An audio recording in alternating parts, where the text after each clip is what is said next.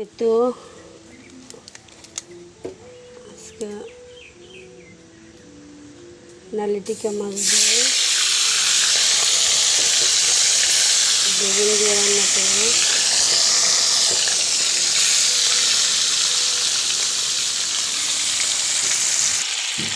এক জায়গায় একটা বলে নালিটিকাকে তেলাপিয়া মাছ বলে। ভাজা লাল লাল করে বেগুন দিয়ে রান্না করবো আজকে। এই তো বাগুনগুলা কষিয়ে নিচ্ছি, মাছগুলা ভেজে তুলে রাখছি।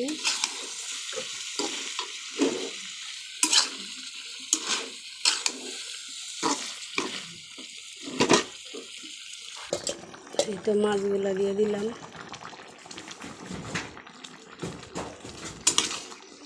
তো যারা এখন আমার পেজটা ফলো দেন নাই অবশ্যই ফলো দিবেন।